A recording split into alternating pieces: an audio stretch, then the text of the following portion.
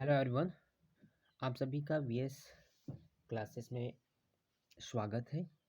आज के इस वीडियो में हम कक्षा 10वीं क्वार्टरली एग्जामिनेशन 2022-23 विषय इंग्लिश का पेपर सॉल्व करने वाले हैं, जिसके माध्यम से आप एक ऐसा अनुमान लगा सकते हो कि आपका अनुमानतः कितना अंक आ सकता है। तो चलिए प्रारंभ करते हैं। देखिए, आपका जो पेपर था वो टोटल 75 मार्क्स का था। आपको 3 घंटे दिए गए थे और आपको सबसे पहला क्वेश्चन पैसेज से पूछा गया था, अर्थात कि आपको पैसेज को ध्यानपूर्वक पढ़ना है और पैसेज को पढ़कर आपको नीचे दिए गए क्वेश्चंस का आंसर देना है। तो इसमें पहला question, in the passage it is said that democracy. तो इसका जो आंसर था वो बी था। बी इसका करेक्ट आंसर है। उसके बाद सेकंड जो क्वेश्चन है वो है, which of the following is correct. So its answer is D, a good religion supports democratic system. तीसरा, the writer of the passage stresses the importance of. So its answer is B, science and democracy. The writer says that. So its answer is D. A faith without rational evidence may not be acceptable to the educated pupil. Next, what according to the writer is the role of religion in the present age? So its answer is first, to inculcate scientific spirit in man. After that, second passage पूछा गया और उस passage का पहला जो question था वो था, the most important natural resource for national development is. So its answer is C, human labour. Next, human power means. Its answer is D, both man and women. द ignored and overlooked four factors in the development. So its answer is C, role of woman. Next, women have hardly. So its answer is B, any voice in family or community decision or legal or economic status. Next, woman power is. So its answer is C. C is the correct answer. Next section B, ये writing section था। इसमें आपको जो पहला question number 3 है उसमें आपको notes बनाने के लिए और एक सूटेबल टाइटल बनाने के लिए बोला गया। उसके बाद आपको क्वेश्चन नंबर 4 में एक एप्लीकेशन लिखने को बोला गया बुक बैंक के ऊपर। ओके, उसके बाद आपको समर वोकेशन मतलब अथवा में समर वोकेशन का एक लेटर लिखने को बोला गया। और उसके बाद जो पांचवा क्वेश्चन था वो importance of tree, online education, junk food, computer and mobile, modern need, Madhya Pradesh, the tiger state. मतलब कि इन सभी पॉइंट में से आपको एक पॉइंट पर एक पैराग्राफ तैयार करना था। तो हमने आपके लिए पूरा पेपर सॉल्व कर दिया है। आप देख सकते हैं कि यहाँ पर हमने पर्टिकुलर आंसर क्वेश्चन नंबर 3 का आंसर लिखा हुआ है। ये नोट्स है, आप पॉज करके इनका आंसर देख सकते हैं। ये देखिए,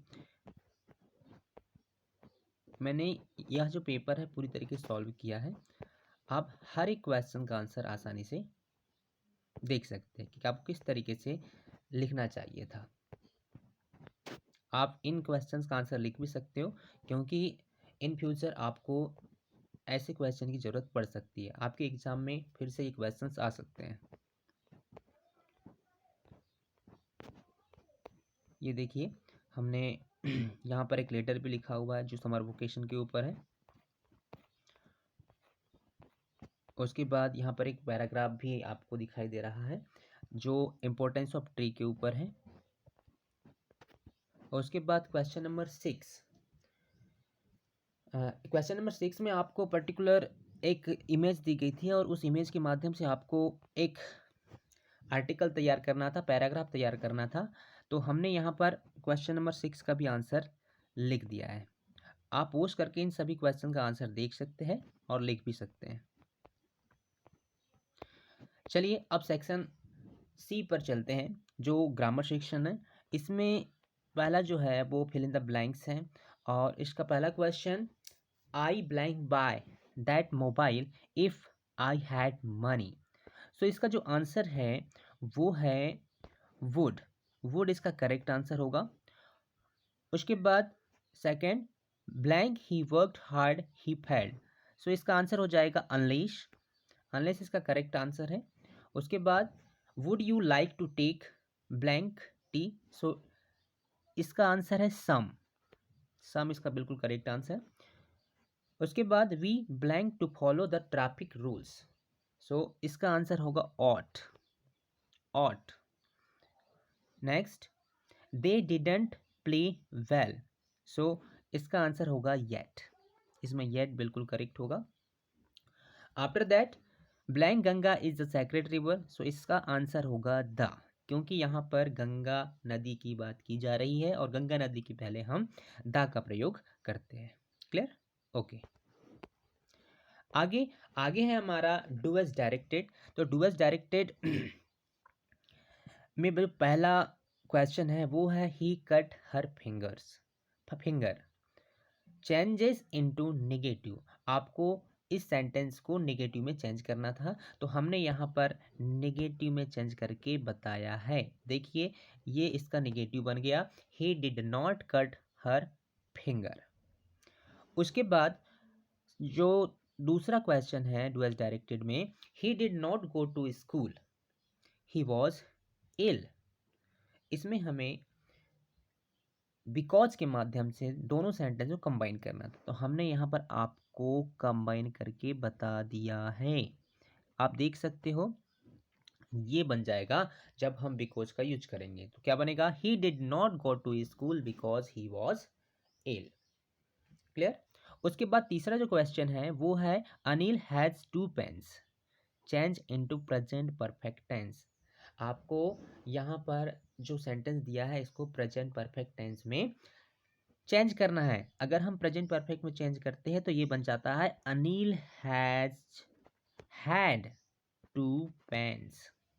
2 पेन्स, ये इसका बिल्कुल करेक्ट आंसर है। उसके बाद जो चौथा है वो है he is so ill that he can't go to office, rewrite the sentence using too to. अर्थात टू टू के माध्यम से इस सेंटेंस को फिर से कंबाइन करना है, फिर से लिखना है। तो हम जब टू टू का यूज करते हैं तो ये सेंटेंस बन जाता है he is too ill to go to office. Is that clear? चलिए आगे बढ़ते हैं। उसके बाद जो पांचवा नंबर क्वेश्चन है डू एज डायरेक्टेड में वो है the man is an army officer, the man is standing by the principal.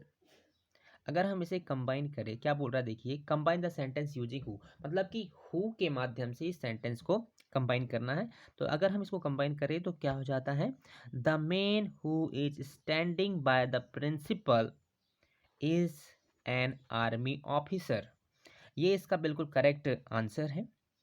उसके बाद next, they were making toys, change the sentence into a passive voice. Passive voice में change करना है इसे। अगर हम इसे पैसिव वॉइस में चेंज करें तो ये हो जाएगा toys were being made by them. इसका ये बिल्कुल करेक्ट आंसर है। I hope you will get it. Okay, चलिए आगे बढ़ते हैं।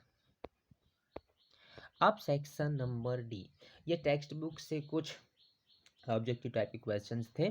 तो इसमें जो पहला क्वेश्चन था वो है Lencho compare the large rain drops with. तो इसका जो करेक्ट आंसर है वो है न्यू कॉइन्स। उसके बाद what does fire symbolise in the poem fire and ice. Its answer is desire. Next, according to Nelson Mandela, what is a country's greatest wealth? So its answer is its people. Next, the poem Amanda is composed by, so इसका answer होगा C, Robin Klein. Next, 10वां question में आपको एक passage दिया गया text book से और नीचे कुछ क्वेश्चन है।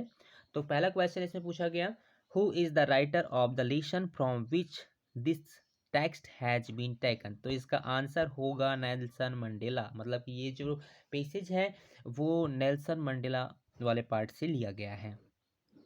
उसके बाद नेक्स्ट क्वेश्चन है इसके अंतर्गत, a man who takes away another man's freedom is, तो इसका आंसर होगा a prisoner of hatred. A prisoner of hatred, इसका बिल्कुल ये करेक्ट आंसर है, a prisoner of hatred. Okay, आगे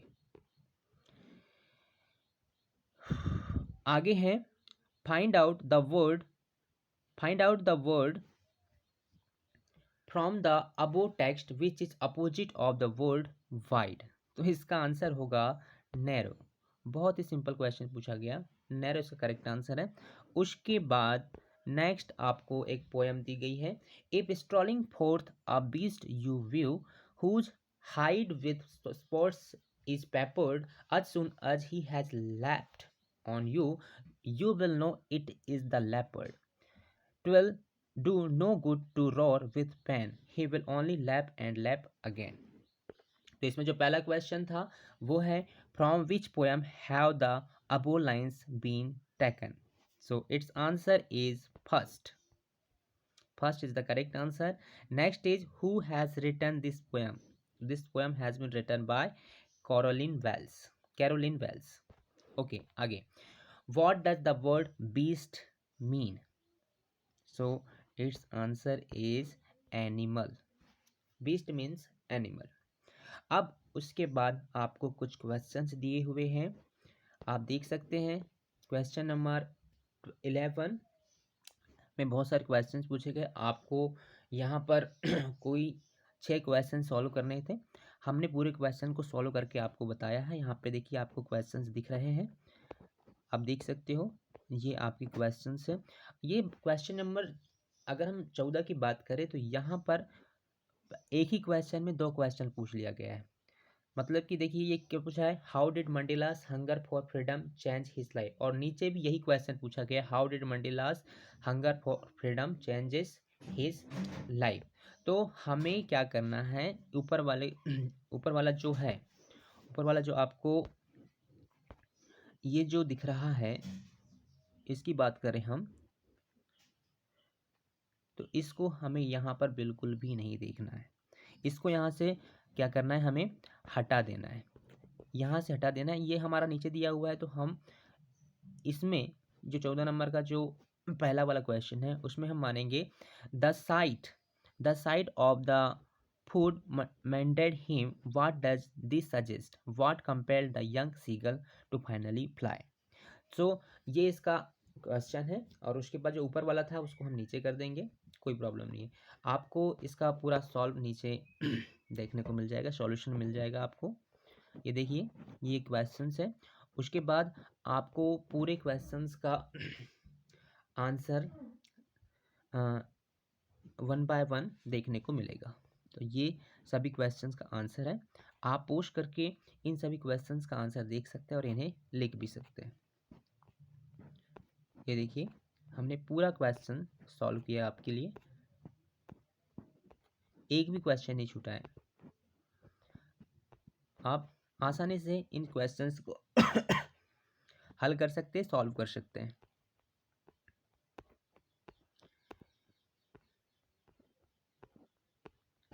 ये सभी क्वेश्चन है, यहाँ पर अथवा का भी क्वेश्चन सॉल्व है आपके लिए। मैंने बहुत ही अच्छी तरीके से सभी क्वेश्चंस को सॉल्व करके बताया है। ये सभी क्वेश्चंस हो गए, आप सभी क्वेश्चन का आंसर आसानी से लिख सकते हैं, और इतना ही आपको पूछा गया था। अगर आपने इस तरीके से पेपर सॉल्व किया है तो आपको अच्छे नंबर मिल सकते हैं। अगर आपने कुछ गलती की है तो आप अनुमान लगा सकते हैं कि आपको कितने अंक प्राप्त हो सकते हैं। तो मैं आशा करता हूँ कि आपको ये वीडियो पसंद आया होगा। अगर पसंद आया है तो लाइक कीजिए, शेयर कीजिए और कुछ सुझाव हो तो आप कमेंट करके मुझे बता सकते हैं। ओके।